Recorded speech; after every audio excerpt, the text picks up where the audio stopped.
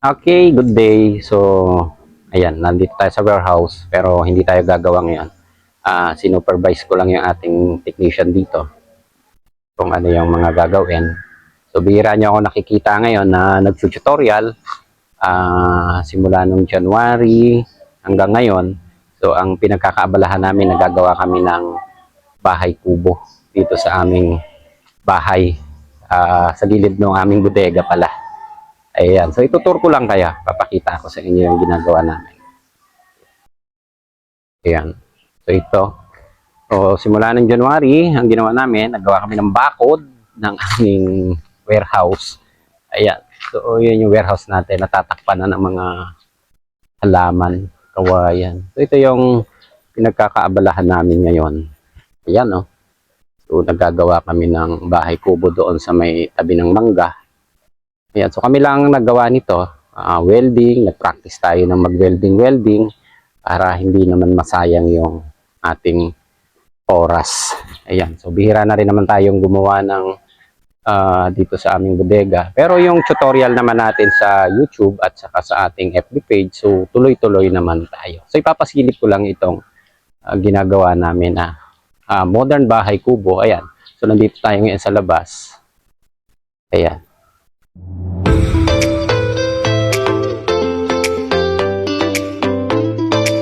Ganito ang itsura niyan kapag nandito tayo sa labas. Ayan. So, makikita nyo. Yan, kapag nandito tayo sa loob, ito yan, yung ginagawa namin. Ito yung pinagkaabalahan namin nung simula December actually. Ayan, nagawa kami ng bakod dito sa aming warehouse. And ayan, pati mga pag-aalaga ng manok, ginawa na natin. Ayan, kaya marami tayong mga alagang manok dito. Mga regalo, actually mga binigay din lang ito sa amin. Ayun, so pinagdami lang namin, pinagyaman ba? Ayun. Okay, so nandito yung isang nag-welding sa akin. Ayan, so kaming dalawa ang gumawa dito. Ayan, puro welding lang siya. Actually, yan. Papakita ko sa inyo. Ayan, ito yung pinaka-terrace. So kulang-kulang pa ng pintura. Medyo, syempre, alam naman na natin, medyo mahirap din ang buhay ngayong taon na to. Kulang-kulang pa rin tayo ng materials, medyo malaki-laki na rin na gastusan. So ito, papakita ko lang sa inyo yung pinaka-front ng aming modern bahay kubo na ginawa. Ayan. Okay. So yung bintana natin, ayan yun, gagawin nating kapis na bintana. So kulang pa rin tayo ng materials doon sa taas. Ayan. So yung gilid, natapos na namin, yung isang side. Ito, kulang pa ng pintura itong ating terrace. Ayan. So, yung itsura ng ginawa namin, ito yan. Yan. Actually, yung materials namin, nasa page ito yung simula day 1 hanggang ngayon na ginagawa namin. So, yan yung isang side na nakaharap dito sa aming bodega. Ayan siya. So, yung sukat ng ginawa natin na ito ay 18 by 12 feet. Ayan. So, ito yung side natin. Eto, mapapansin nyo yan, yung ginawa nating square-square na yan sa may bintana. Ano lang yan? Yung materials natin is combination ng tubular, hardiplex, and ito yung plastic na, actually plastic yan. Yan, parang kapis siya. Pero, binili lang namin sa Wilcon yan. Ang materials na yan ay galing sa mga recycled materials na balat daw ng chichirya, sabi nila. Pero maganda siya nung ganyan. Yung kapal niya is 1/4, pero matigas, waterproof na rin siya. Ayan, kaya yan yung ginamit namin. Nilagyan lang namin ng design na square-square na bar na ganyan. Yun, so pinasilip lang namin. So, ito yung isang kasama ko na nagwe-welding dito. O, dalawa lang kaming gumawa nito. Ayan. Actually, ang gamit naming welding machine, ito lang. Oh. Ayan. Yung luma. Merong namang nagpahiram sa akin ng welding machine. Kaya lang, medyo may problema na rin dahil hindi makontrol yung ampere niya. Kaya ito yung pinagtiyagaan namin. Kaya lang, medyo mahirap gamitin. Ayan, kasi ano to yung conventional pa kung tawagin natin. Hindi siya inverter. Yung adjustment niya, medyo mahirap. Kaya yung tama ng welding, minsan, parang okay naman, pero mahirap itansya. Yun. Saka sabog ang welding niya. Yan. Okay, so pumasok lang ako dito sa opisina. I-unbox namin yung binili kong welding machine. Actually, hindi ko pa binili. Inutang namin sa credit card. So, ganun talaga eh. Kailangan nating mag-invest ng gamit. Pero, syempre, yung in-invest naman natin na gamit, sisiguraduhin natin na may pakinabang talaga siya. Okay. So, ito siya. Okay. So, yung tatlong binili namin gamit, sana may nag-sponsor eh, no? So, inko lang siya. Actually, yung isa kong nahulog siya nung nagagawa kami. Nabali. So, didikitan ko na lang. Pwede pa naman siya. Gumagana pa siya. So, ang importante kasi sa akin talaga yung welding machine. So, yung price nito na nabili namin, yung welding na 320 ampere, meron na siyang isang grinder, and meron siya nitong portable na drill, na meron na siyang hammer, and ayun, malakas siya. Dalawa din yung kasamang battery. So, pumatak siya na 1,600. Ay, 1,000, sorry. 6,100 pala. 6,100 pesos. So, inutang lang din namin sa card. Sa SM kasi namin binili, kaya nakagamit kami ng aming credit card. So, invest na rin naman ang gamit. So, habang binabayaran namin, nagagamit namin. So, ganito talaga ang trabaho. Hindi tayo pwedeng nakapokus lang sa pagiging technician natin. Kailangan nating i-develop yung sarili natin. Katulad dito, i-develop ko yung sarili ko sa pag-welding, sa pagko-construct ng bahay. So, kahit sa pang-sarili lang natin, magagawa natin. So, ayun. So, bihira na nga din tayong humawak ng mga board. Kaya yung content namin ngayon, medyo naiba. Minsan, nagtatanim tayo. Minsan, nag-aalaga ng manok. And minsan, ito, nagwe-welding, nagagawa ng bahay. So, kasama talaga yan. Hindi tayo pwedeng stuck. Ika nga hindi tayo pwedeng habang buhay technician. Kailangan din nating magretiro sa ibang trabaho and mag-develop tayo ng ibang kailangan nating gawin. Okay? So, ito yung, buksan muna natin to. Yung binili namin na, ayan. So, maganda siya. Actually, ito. Kapag binili mo siya ng hiwalay, nasa 2,500 pesos. Yan, malakas siya. Meron siyang hammer adjustment. Yun. Pwede mo siyang i-adjust ng may hammer na pang semento. Pwede siyang pang drill. Ayun, may adjustment. So, may tatlong adjustment siya. And, siyempre, yung pinakalakas niya, pwede mong i-adjust sa pinaka-mataas. Yun. May dalawang battery din siya na kasama. Ito. Tapos, ang kagandahan nito, ang charger nito, charger lang ng cellphone na 5 volts. Ayan. So, hindi po ito sponsor ha. Binili lang namin ito na gamit namin. Ayun. So, isinama ko na siya dun sa package na ibinenta sa amin, 6,100. May libre din siyang, actually, hindi libre kasi binayaran natin. May kasama na siyang grinder. Ito. Ayan. So, okay naman yung grinder. Hindi lang kami gaanong sanay gumamit ng ganitong grinder. Dahil ang switch niya is direct, hindi katulad ng isang ginagamit namin na pinipisil siya dito, mas safe siya. Kasi hahawakan mo siya, saka lang siya andar. Ito kasi may switch. So kapag ka medyo mabibigat na ang ginagrinder mo, hindi siya ganun ka-safe kapag hindi ka talaga marunong gumamit ng grinder. Ayan. So pinackage lang namin. Then ito talaga yung kulang sa akin kasi yung nakita nyo yung ginagamit namin na welding machine sa labas is yung conventional. Actually, matagal nang gamit namin yon. Itong kabuuan ng opisina namin, warehouse, and yung mga installation namin na ginagawang bracket. Actually, yun lang ang ginamit namin. So, napakatibay din naman niya. Matagal na sa akin yun. Nasa 10 years na yata siya. O mahigit 10 years na. So, ito siya. Yung bagong welding natin na binili. Ayan. Ang problema lang dito, medyo maiksi yung wire. Pero pwede naman daw siyang habaan kahit mga hanggang 4 meters. Pwede tayong gumamit. Kaya lang medyo maigsi. Napakaliit lang niya. Ito.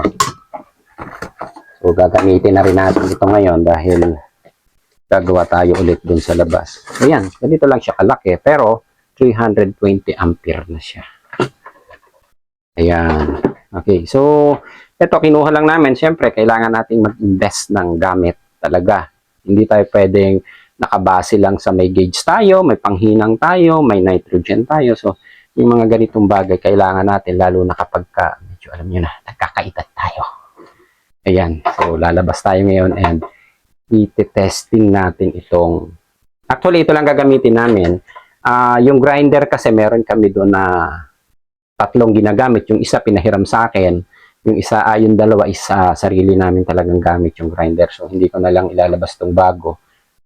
Ito lang ang gagamitin namin dahil kailangan namin mag-welding ng mga tubular na 3/4 ang size. So, medyo hirap kaming gumamit ng isang welding machine kasi pagka nagwe-welding kami, yung pag-spot na minsan butas, minsan nakakapaso dahil yung buga nung yung pinagtawag diyan, yung apoy niya, kalat siya, sabog na sabog. Ayun. So tara, labas tayo. Ayan.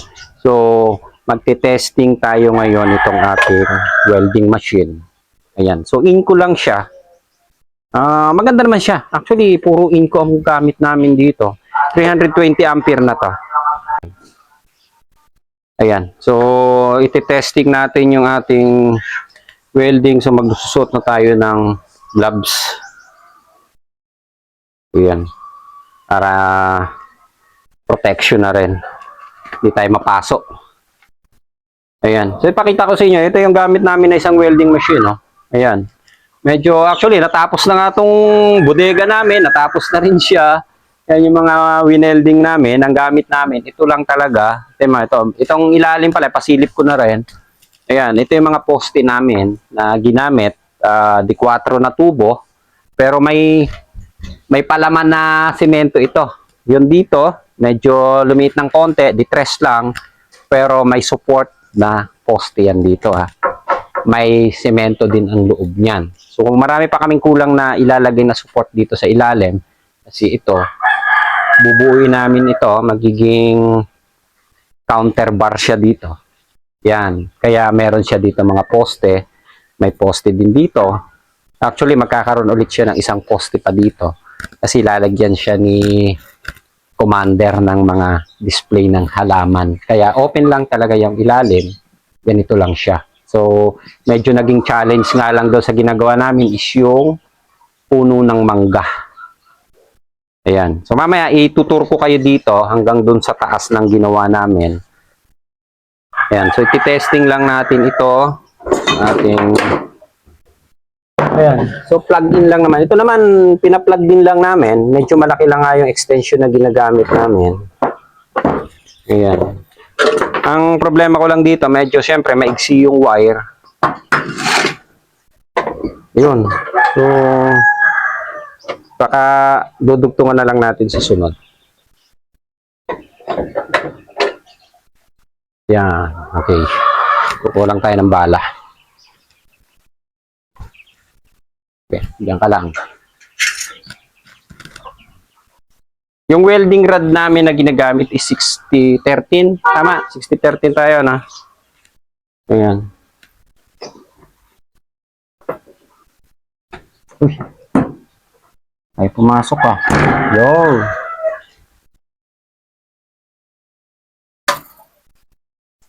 Yun. So, ang ginagamit kasi namin kapag tubular, depende na kung saan magtatama yung ating welding, pero ilalagay mo na sa atin siya sa yan, 100. Tingnan natin kung gagana siya ng maayos.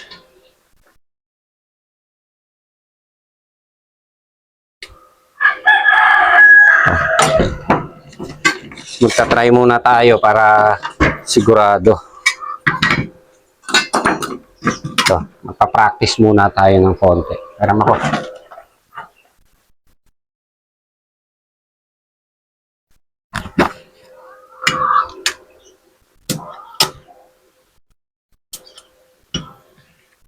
Hindi siya makalusaw sa 100. Kasi yung gamit namin 60-13 to eh. Adjust tayo. Hanggang 150. Ayan.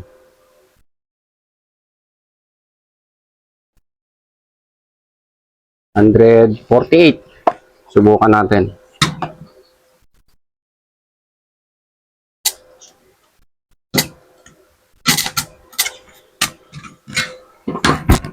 Hindi pa rin kaya. Adjust natin.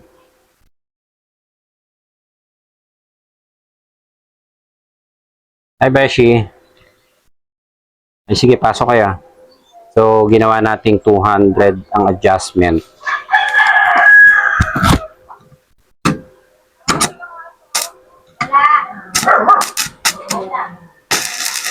Yun.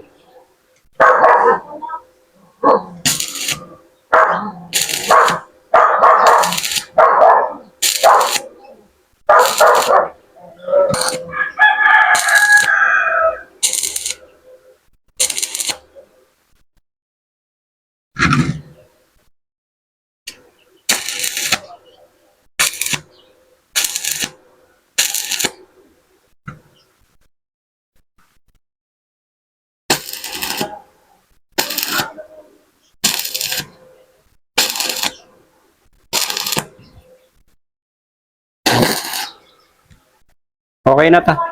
So, yung adjustment natin, 200. Ayun, oh. Adjust tayo sa 200. Tingnan lang natin.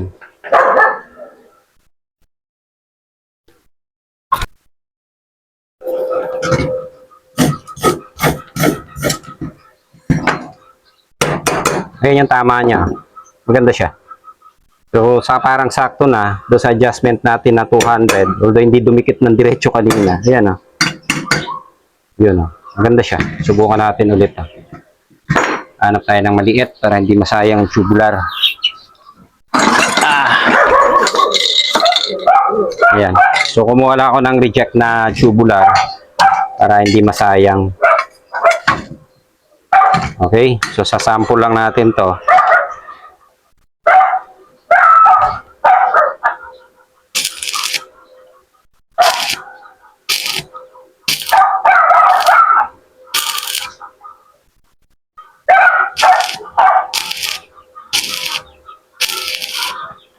Yun.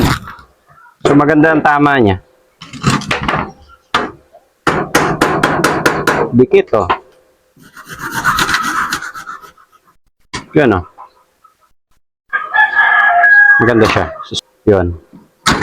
Subukan natin ngayon siya dito. Ito yung ikakabit namin ito dun sa taas, eh. Eskwala. Pakiabot mo na eskwala, boss. Finalize na kasi ito, eh.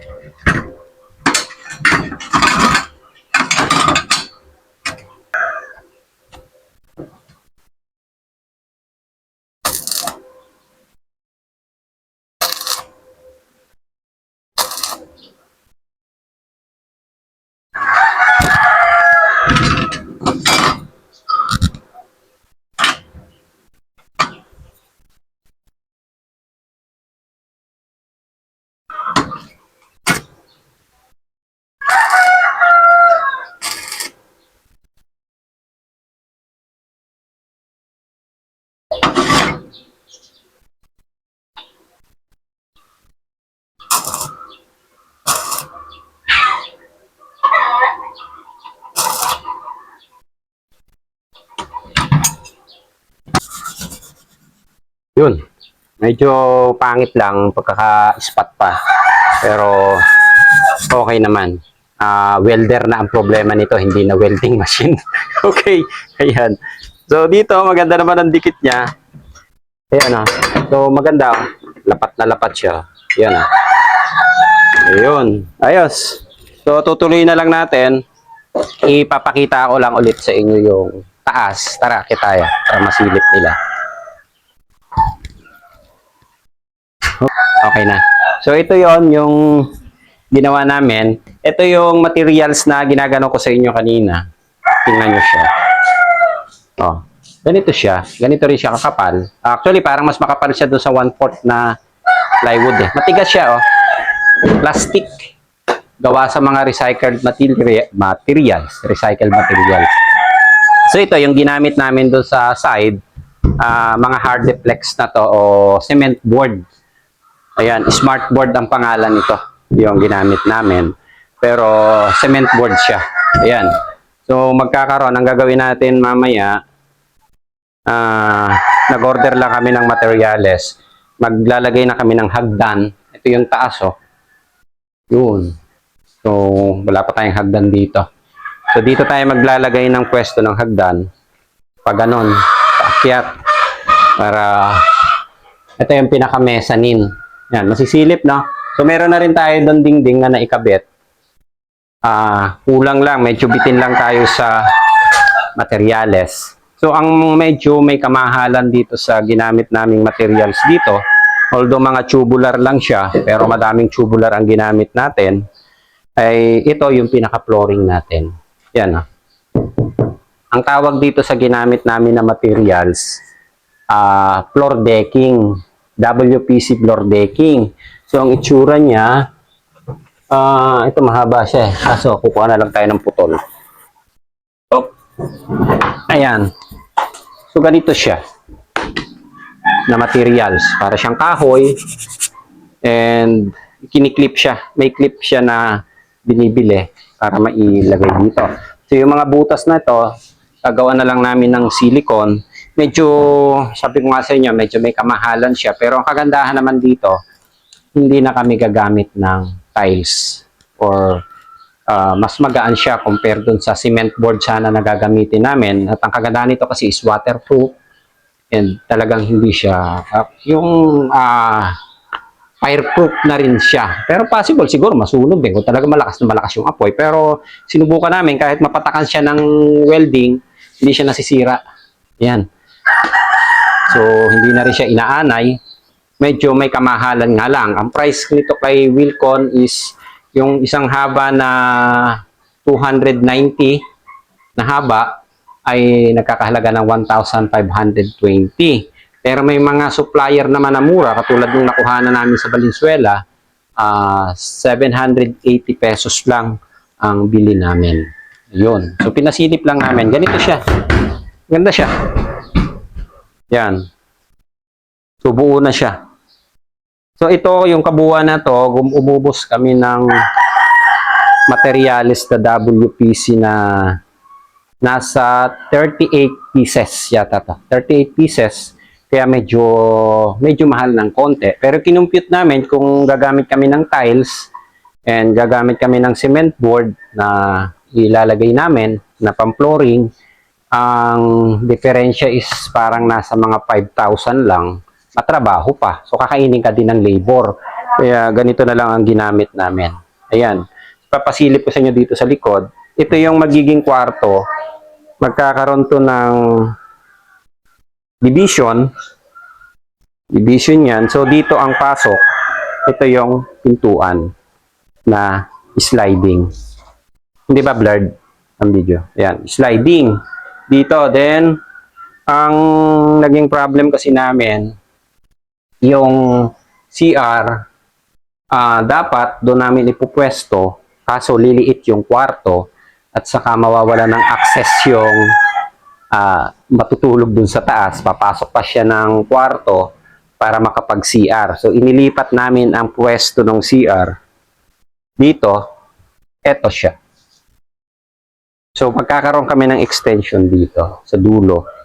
Medyo, ayan, magkakaroon lang tayo ng additional na materials natin. Papasok din. Yan. Okay?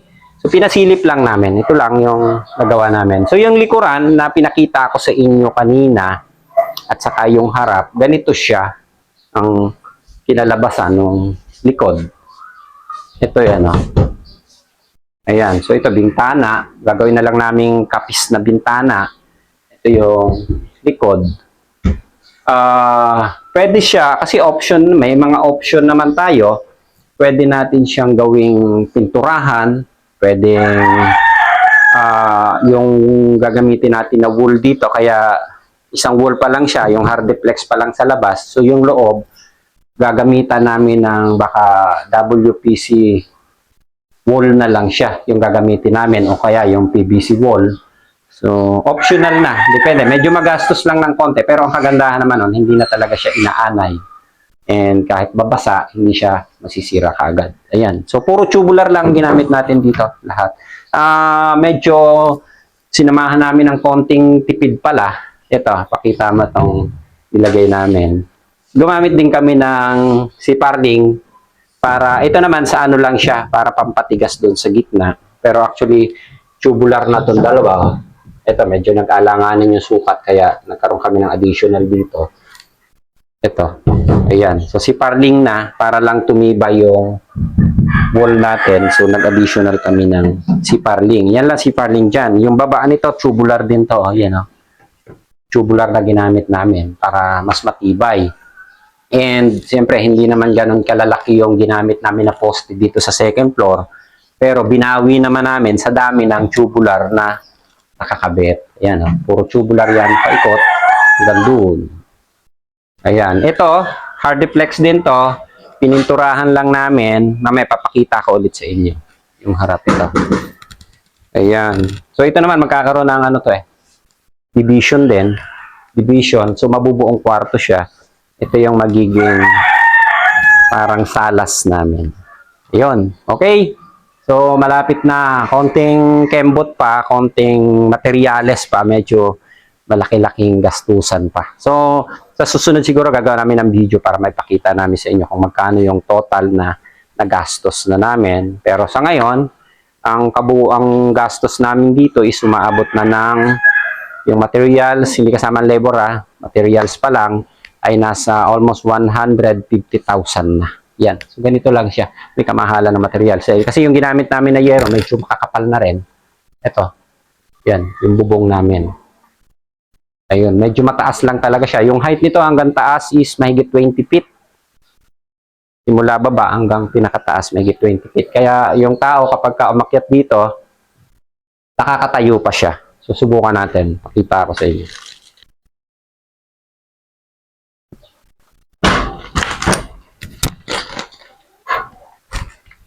Safe ba? Ayan. So wala pa tayong hagdan. Yung height nito is mahigit 7 feet. Yung height nito, simula dito hanggang taas na to is 7 feet. So sa taas, pag umakyat tayo, nakakatayo pa ang tao dito. Yan, oh. So malaki pa siya ang espasyo. Hagdan na lang ang kulang natin dito. Yun. So pag nandito ka, tanaw natin lahat ng kapitbahay namin dito. So, ikot mo yung camera. Papalabas. Yun. Okay. Oh. Yung harap na yan, pakita mo yun, gagawin namin garden na maayos yan. And pati yung mga alaga naming manok, kita dito. Yun. Ayos. Dito na. Okay. So, bababa na tayo. Oop. Ayan. So, balik tayo din Papakita ko lang doon sa bintana. Ito yung pinakalikod namin. Ayan. Dito. So, yung likod namin, ito yung malaking puno ng mangga. Yan. Then, dito, tanaw ko yung mga alaga kong manok dito, nasa likuran. Ayan, So, ito yung mga manok natin. Yun. Mga alagang manok. Yung iba dito, nabili na. Binili na.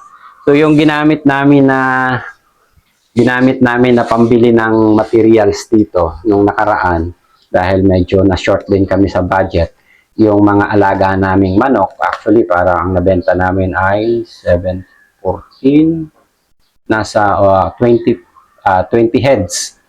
So, yun yung ginamit namin na pambili ng materials dito. Kaya malaking tulong yung alaga naming manok na naibenta, naibili namin ng materyales. So, hindi naman ako nagsasabong, nag-aalaga lang ako. So, magagandang record ng manok natin, naging consistent, kaya binalik-balikan ng buyer natin. Ayun. Okay. So, ayos na tayo. Bababa na lang ako. Ipapakita ko yung kabuuan mamaya ulit sa labas. So, ito yung mga poste natin. Para nakita lang natin ang mas maayos. Ang pagkakabanat namin doon sa, ginitna namin yung tubular. Pero ito lahat to may simento. Ayan. So, ito yung pinakailalim natin. Yan. So yung hagdan natin, kulang pa ng mga tapakan, pero binuo na natin din yung hagdan. Ito yung terrace, kulang pa ng pintura at saka pintuan doon sa dulo. So yan yung likuran na pinalabasan. Ayan. Ito yung nakaharap dito sa aming garahe. Ayan. So yan, yung itsura niya. Medyo para sa amin okay naman. So pinasilip ko lang din. Ito mga sariling gawa na talaga namin to. DIY na namin. Pati yung design. DIY na rin namin to. Ayan. Simula dun sa pinaka poste, pagkakabit ng poste, paggagawa, lahat nito, sukat. So, may mga adjustment lang kasi hindi naman kami construction ang trabaho. So, technician naman tayo. Kaya, ito, yung mga nabuo namin dito. Yan. So, ito yung garden ni Commander. Ayusin na lang namin. Ayan. Hanggang dito na lang muna yung video natin. Ayan. So, pinasilip lang namin. Ito yung itsura. Ayan. Kapag nandito tayo. Ayun. So, itong trabaho naman namin, medyo, syempre, hindi ganun kapulido kung tawagin natin. Pero, kasi itong ginawa namin is practice lang, kumbaga. Kasi pinag-aralan lang din namin yung tamang pag-welding. Ngayon din nga lang tayo nakabili ng welding machine kasi, syempre, hindi naman yan kasama sa pang-araw-araw na budget natin. So, inutang ko lang din sa credit card. Then, sabi ko nga, magkakaroon naman ng return of investment to. Habang nandito is pinakikinabangan natin. So, hindi naman pwedeng habang buhay na ang hawak natin ay refrigerant, gauge, torch, vacuum. So, kailangan maiba rin kahit paano. Maiba yung ating skill. Matutunan din natin yung mga ganitong bagay kahit pang sarili lang natin. So, kaya na natin. Ayan, hindi na natin kailangang iupa or at least masasabi natin na yung bahay namin is bawat sulok nito is alam ko na ako ang gumawa o kami ang gumawa. Yung nag-welding is bawat sulok is kabisado ko dahil kami ang mismong gumawa. Sariling bahay din namin. Ayan. Medyo konting tipid lang nga din sa materyales dahil syempre medyo malaki-laking gastusan din na hindi naman talaga siya, ayan, so pang sarili naman kumbaga ang return naman is magagamit namin talaga yung bahay, and ang kagandahan is natuto kami. Yun yung importante, yung natutunan natin din sa mga bawat bagay na ginagawa natin. Yun, ayos, okay.